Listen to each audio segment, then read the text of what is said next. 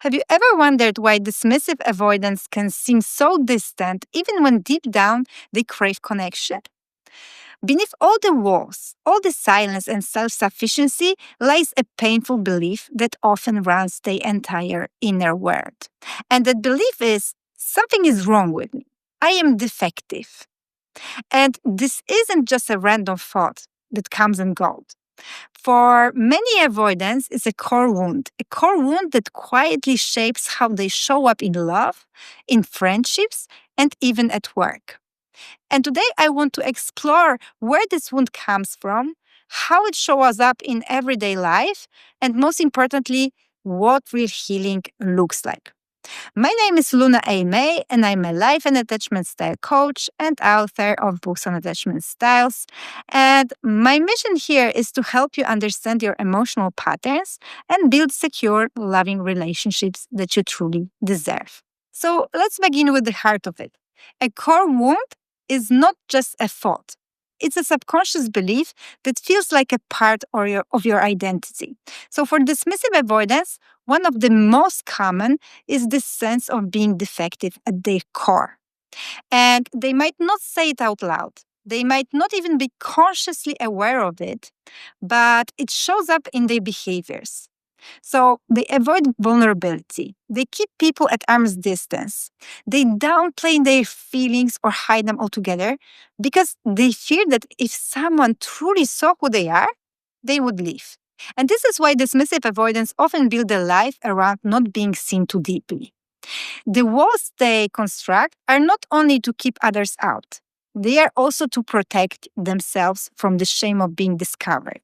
Now, let's discuss the childhood because that's where this wound begins. A child's mind is wired to personalize everything. If a parent is emotionally unavailable, distracted, or simply unable to meet the child's needs, the child doesn't think my parent is overwhelmed. The child doesn't think my parent is going through a hard time. What the child thinks is it must be me. Something is wrong with me. And from that moment, the belief begins to root itself deep in the subconscious. And for dismissive avoidance, this usually looks like emotional neglect. Their feelings weren't validated or mirrored. Their needs weren't consistently met. And so the nervous system learned that it's not safe to feel, it's not safe to need, and it's not safe to depend on anyone apart themselves. For fearful avoidance, the imprint is slightly different. It's often a blend of I'm not worthy and something is wrong with me. Sometimes they show themselves, sometimes they hide, but for dismissive avoidance, the hiding becomes the central strategy. So now, fast forward into the adulthood, and this wound doesn't just disappear. It continues to shape how avoidants live, love, and work. In relationships, they might shut down the moment things get too close. It isn't because they don't care about you. It's because deep down they believe that if you see all of them, you see how defective they really are, and you won't want to be with them. In friendships, they might avoid opening up, terrified that wrong word or one awkward moment will prove they don't belong to the group. In careers, they might swing between overcompensating through achievement and perfectionism or underperforming. And underperforming because they believe nothing they do is good enough. And when it comes to their self talk, instead of saying, that was human, everyone makes mistakes, they spiral into shame. They tell themselves, I always mess up things. People will see that I am broken. And here is where the cycle of re-traumatization comes in. A childhood wound only stays alive if we keep replaying it. So for dismissive avoidance, their emotions were ignored as childs. And as adults, they often continue to ignore their own emotions. By doing so, they reinforce the wound over and over again. So even if the outside world isn't rejecting them, the inner world is rejecting them. The subconscious message becomes see, my feelings don't matter. That's a proof that I am defective. So, How do we break free from that?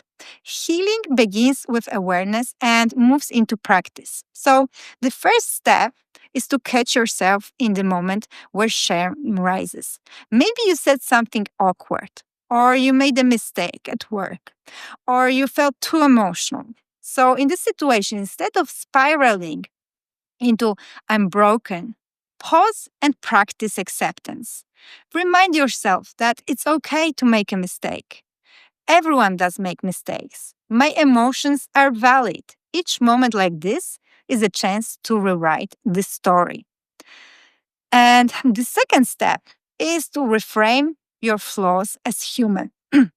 Flaws are not proof that you are defective. They are proof that you are alive. So think about it. If you were flawless, you would feel more like a machine than a person. Flaws are what makes us relatable. They give us opportunities to grow and they allow us to feel compassion for others. So, when you start to see your flaws as a natural part of your humanity, this shame begins to loosen its grip.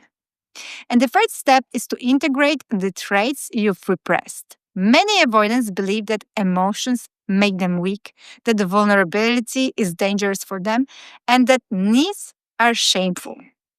And healing means bringing those traits back into the light. Allow yourself to feel. Allow yourself to cry. Allow yourself to ask for what you need. Start with small, safe steps. Share your inner world with someone you trust.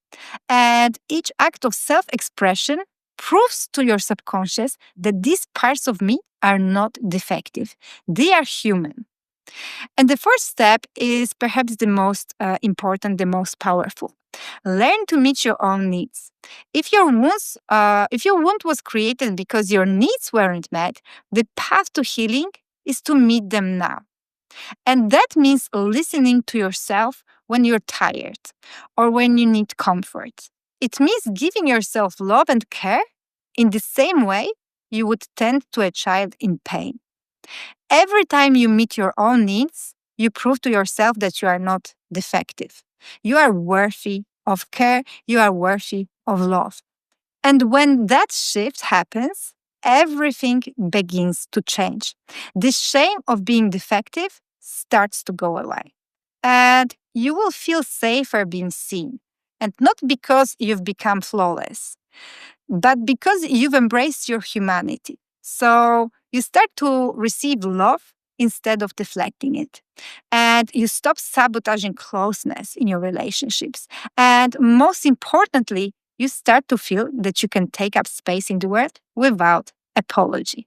And if you feel called to go deeper with this, I encourage you to work with me one on one. During our sessions, we can explore your unique patterns, your nervous system, and also your attachment style, and create a healing path that is tailored to your needs. The link to book a session is in the description box below. And now I want to take a few moments to answer some of the questions that I hear most often from the clients that I work with. And the first question is, if I've carried this wound my whole life, is it even possible to heal it now? This is probably the most common question. And the answer to this question is yes, of course you can. These beliefs feel permanent because they were formed so early, but they are not fixed. Your brain is plastic. It learns, it rewires, and it adapts. Just like your brain learned the story, I am defective, it can learn a new story now. I am worthy and whole.